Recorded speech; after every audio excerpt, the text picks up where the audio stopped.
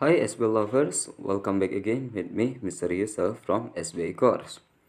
Ketemu lagi dengan saya Mr. Yusuf dan kali ini saya akan mencoba menjelaskan tentang to infinitive pada latihan soal TOEFL.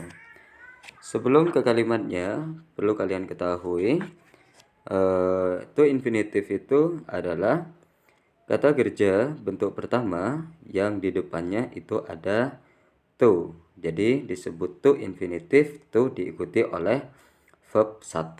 Jadi seperti itu.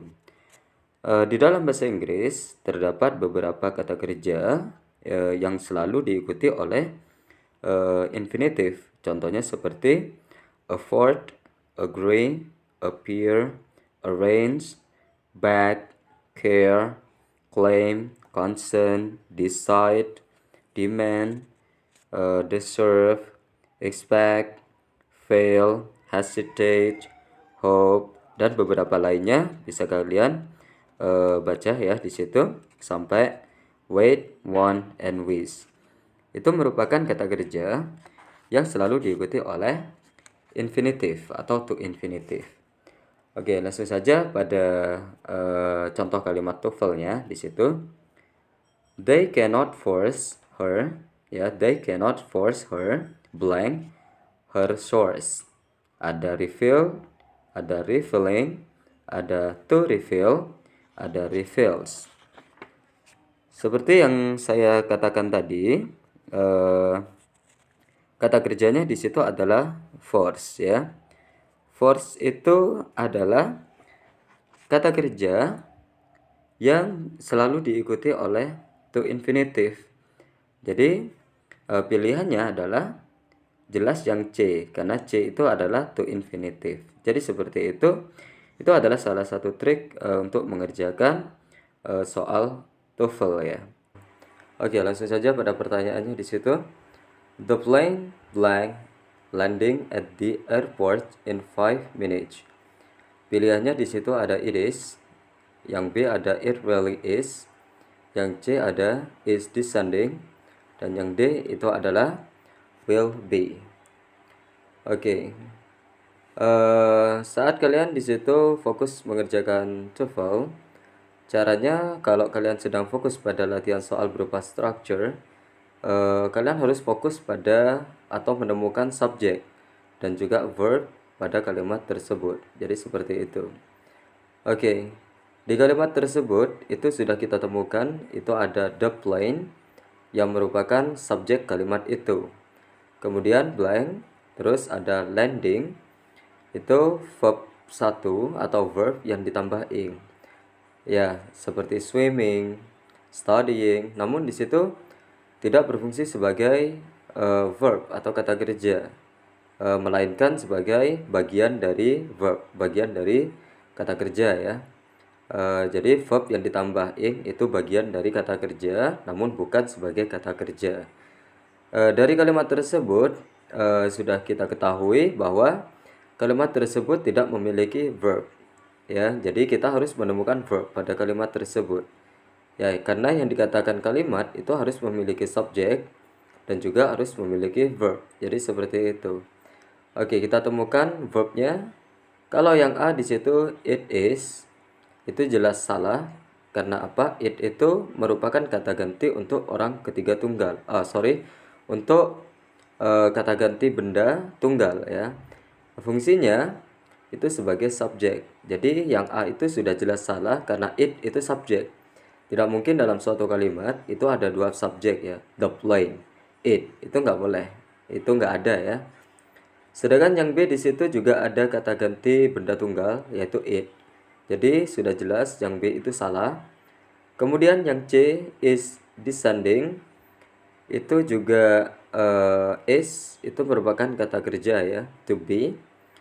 Kemudian di situ kata kerjanya atau bagian dari verbnya adalah descending, verb ing. Sedangkan di situ juga sudah ada bagian dari verb landing. Jadi tidak mungkin kalau misalnya ada dua verb ing dalam suatu kalimat yang bersamaan. Jadi yang C itu juga kurang tepat. Sedangkan yang D di situ ada will be.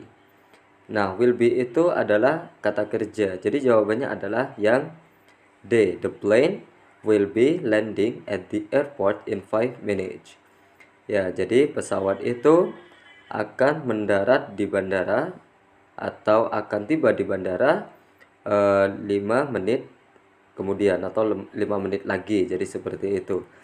Kalau misalnya kita amati dari segi kala waktu atau tenses, itu merupakan future continuous. Future continuous adalah tenses yang digunakan untuk menjelaskan kegiatan yang akan sedang berlangsung di masa yang akan datang. Untuk rumusnya adalah subject, kemudian diikuti oleh will be, kemudian diikuti oleh verb ing. Jadi pilihan yang D itu adalah pilihan yang tepat. Kemudian untuk pertanyaan yang kedua di situ kalimatnya newspapers blank every morning and every evening. Oke. Seperti biasa sama seperti soal sebelumnya, kita temukan dulu subjek kalimat itu. Di situ subjeknya sudah ada yaitu newspapers yang dimaksud yang artinya koran ya. Jadi subjeknya sudah ada. Kemudian kita temukan, kita cari apakah kata kerjanya sudah ada atau belum. Nah, di situ kata kerjanya tidak diketahui atau belum diketahui. Sedangkan every morning dan every evening itu adverb of time, keterangan waktu. Jadi kalimat tersebut membutuhkan kata kerja. Oke, di antara pilihannya yang termasuk kata kerja itu adalah yang B ya, yaitu or deliver. Jadi jawabannya adalah yang B. Kenapa bukan yang A? Yang A itu delivery itu adalah subjek ya. Karena benda yaitu pengiriman itu bukan berfungsi sebagai kata kerja, namun sebagai subjek. Kemudian yang C itu on time, tepat waktu, itu berfungsi sebagai adverb of time, keterangan waktu. Begitupun dengan yang D itu regularly, dengan teratur, itu merupakan adverb of manner, yaitu keterangan cara. Jadi jawabannya adalah yang B, are delivered. Newspapers are delivered every morning and every evening. Kalau misalnya kita perhatikan dari kalimatnya, itu merupakan kalimat passive voice ya, dari simple present tense. Ya, jadi seperti itu yang diartikan dikirim setiap pagi dan setiap malam. Jadi seperti itu. Kemudian untuk pertanyaan yang ketiga, blank was raining continuously for hours. Pilihannya di situ ada loudly dengan keras, yang B in the morning pada pagi hari, yang C the phone, dan D the bells yaitu bell. Oke, seperti pertanyaan sebelumnya, kita cari dulu apakah sudah ada subjek atau belum. Oke, kalimat tersebut belum memiliki subjek, maka harus cari subjek ya. Sedangkan verbnya di situ sudah ada yaitu was. Jadi kita harus menemukan subjek di kalimat tersebut ya. Indikatornya di situ adalah was. Was itu merupakan kata kerja tunggal ya. Jadi kita harus menentukan subjek tunggal. Kalau yang A itu loudly, itu dengan keras, itu bukan berfungsi sebagai subjek, melainkan keterangan. Jadi bukan A jawabannya. Sedangkan yang B in the morning itu juga adverb of time ya, bukan sebagai subjek. Nah, pilihannya di situ antara the phone atau the bells. Tapi karena kata kerjanya was tunggal, maka pilihannya harus the phone yang tunggal. Sedangkan yang D itu adalah kata benda jamak the bells. Ciri-cirinya ada S. Jadi jawabannya adalah yang C ya. Oke, langsung saja pada pertanyaannya di situ. To Mike blank was a big surprise. Pilihannya ada really, the party, ada funny, dan juga ada when. Oke, seperti biasa di situ kalau kita sedang mengerjakan TOEFL, maka kita harus menemukan subjek dari kalimat itu, begitupun dengan verbnya. Kita perhatikan di situ kalimat itu, to Mike blank was, di situ ada to be was, Artinya kalimat itu sudah memiliki kata kerja. Namun di situ masih belum memiliki subjek. Mike di situ nama orang, ya. Biasanya Mike itu bisa dijadikan sebagai subjek. Namun Mike di situ bukan sebagai subjek.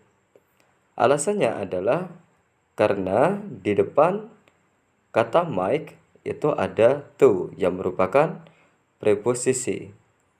Jadi kalau misalnya sebuah kata benda di depannya ada preposisi, maka kata benda tersebut itu tidak bisa berfungsi sebagai subjek.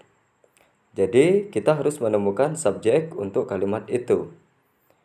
Yang pertama really yang merupakan adverb. Jadi jawaban yang A salah.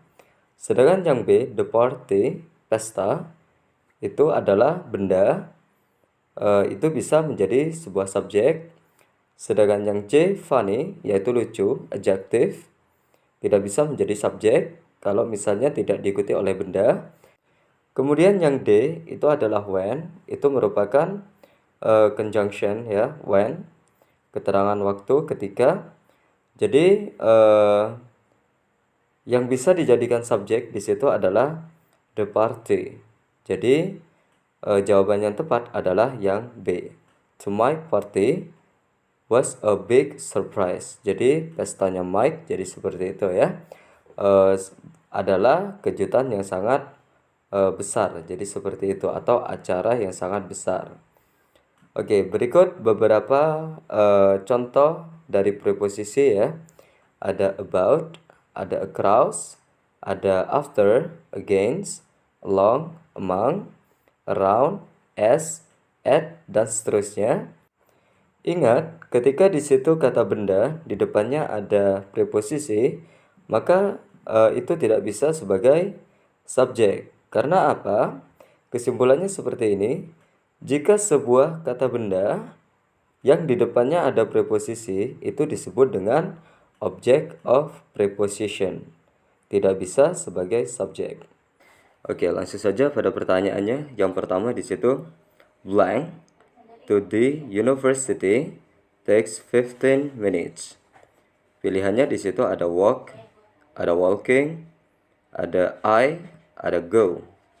Oke, seperti biasanya, jika kalian fokus pada latihan soal TOEFL berupa structure, temukan subjek dan juga verb atau kata kerja pada kalimat yang dimaksud. Oke, di situ dapat kita ketahui takes itu merupakan verb ya, atau kata kerja. Selanjutnya di situ yang harus kita temukan itu adalah subjek. Sedangkan di depan verb takes ya, itu ada kata to the university, yaitu menuju kampus. Itu adalah subjeknya. Namun subjek tersebut itu belum lengkap ya. Jadi noun phrase yang belum lengkap. Jadi harus kita lengkapi. Jadi seperti itu. Yang pertama di situ ada walk, ada walking, ada ada go. Kalau misalnya yang C, itu bertemu dengan preposisi to, itu sudah jelas salah ya. Jadi yang C itu adalah pilihan yang salah. Kemudian yang A itu ada walk. Walk itu verb 1 ya. Itu tidak bisa menjadi subjek kecuali to infinitive. To walk itu bisa menjadi subjek. Namun kalau walk to the university itu tidak bisa menjadi subjek. Jadi ingat, kata kerja itu tidak bisa menjadi subjek kecuali itu diubah menjadi to infinitive atau gerund ya, verb ing. Jadi seperti itu. Jadi yang A dan yang C itu jelas salah. Begitupun dengan D ya. Go to the university itu juga tidak bisa menjadi subjek karena go itu kata kerja, bukan to go, bukan to infinitive. Jadi pilihan yang tepat itu adalah B, walking ya. Walking itu adalah kata kerja yang ditambah dengan ing, ya, itu disebut dengan gerund ya. Jadi gerund itu bisa berfungsi sebagai subjek. Jadi seperti itu. Jadi kalimat tersebut jika dilengkapi dengan kata walking to the university itu akan menjadi kalimat yang tepat ya. Jadi subjeknya adalah walking to the university, itu subjeknya, takes membutuhkan 15 minutes, yaitu membutuhkan 15 menit. Jadi seperti itu. Berikutnya untuk pertanyaan yang kedua, blank in my class has 2 dogs. Ya, pilihannya ada a man, ada they, I, dan she di situ. Oke, seperti biasanya di situ kita temukan dulu unsur terpenting dari clause atau kalimat, ada subjek dan juga ada verb. Kalimat tersebut itu sudah memiliki verb yaitu has. Ya, verbnya adalah has. Di situ memiliki, mempunyai ya.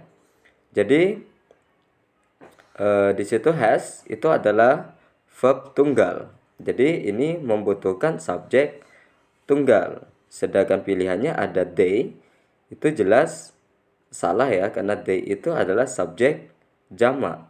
Jadi tidak tepat. Yang B sudah jelas salah. Kemudian di situ ada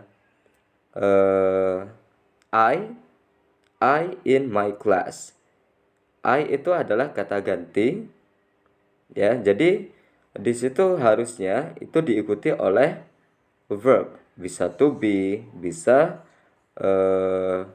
verb 1, jadi seperti itu. Jadi I itu sudah jelas salah. Begitupun dengan they, itu she ya, kata ganti. Itu harusnya diikuti oleh verb ataupun to be ataupun auxiliary. Jadi seperti itu. Nggak mungkin kalau kata ganti seperti I, kemudian she, terus ketemunya dengan preposisi in. Jadi seperti itu. Itu tidak mungkin. Jadi jawaban yang paling tepat itu adalah a man ya, itu tunggal namun itu juga masih belum jelas. Jadi seperti itu. A man in my class has 2 dogs ya. Seorang laki-laki di dalam kelas itu subjeknya ya, has memiliki 2 dogs, 2 anjing.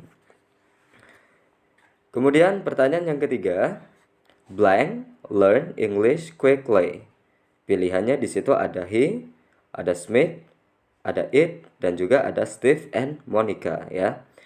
Kalimat tersebut masih belum memiliki subjek karena di situ ada learn ya, kata kerja. Learn itu verb ya, namun di situ learn itu berfungsi sebagai kata kerja jamak karena tidak ada s-nya. Learn jamak ya. Jadi kita membutuhkan subjek jamak di situ. Sedangkan yang A itu tunggal, he, dia laki-laki. Smith itu juga tunggal, kata gantinya he. It itu juga kata ganti benda tunggal atau jumlahnya 1. Jadi jawaban yang paling tepat adalah Steve and Monica learn English quickly. Karena Steve dan Monica itu kata ganti orang ya, jamak. Sedangkan learn verb jamak. Jadi pilihan yang tepat itu adalah yang D, Steve and Monica. Kemudian pertanyaan yang keempat, blank the wild animal belongs to Mr. Dale ya. Pilihannya ada lions, ada a lion, ada it, ada all dove. Oke, seperti biasanya kita harus menemukan verb dan juga kata kerja di situ. Di situ sudah ada the wild animal, binatang buas, namun itu tidak bisa sebagai subjek. Karena apa? Itu diapit oleh 2 koma. Ya. Jadi diapit oleh 2 koma. Jadi itu disebut dengan apositif. Apositif sendiri itu adalah sebagai tambahan untuk subjek. Jadi memberikan informasi tambahan untuk subjek, namun tidak bisa sebagai subjek walaupun itu adalah benda. Jadi seperti itu. Ya, jadi bukan subjek. Jadi subjek kalimat tersebut masih belum ada. Kemudian di situ belongs itu merupakan kata kerja. ya. Jadi verbnya sudah diketahui, belongs to ada s-nya, berarti tunggal.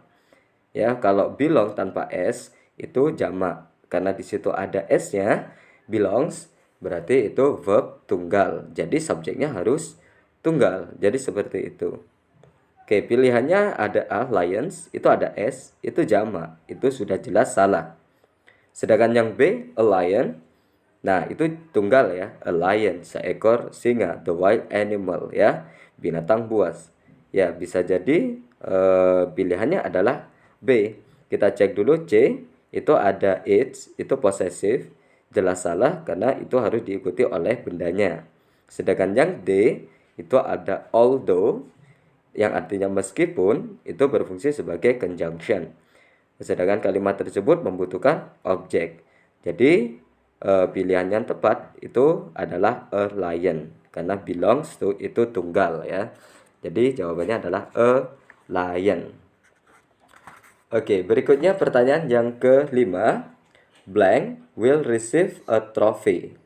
Pilihannya A ada whoever wins the race. Yang B, whoever winning the race. Yang C, whoever to win the race. Yang D, whoever win the race. Oke, seperti biasa kita cek dulu apakah sudah ada subjek. Oke, kalimat tersebut masih belum ada subjeknya. Kalau verbnya itu sudah ada yaitu will ya, yang artinya akan. Will receive ya, akan menerima, itu merupakan verbnya atau kata kerja kalimat itu. Jadi kalimat itu membutuhkan sebuah subjek ya.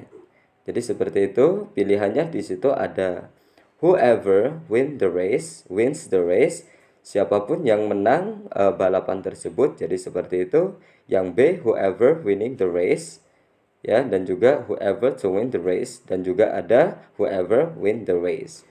Oke, setelah kita mengetahui beberapa pilihannya di situ, maka kalian harus paham ya tentang penggunaan whoever. Penggunaan whoever sendiri itu biasanya digunakan pada kata ganti orang tunggal.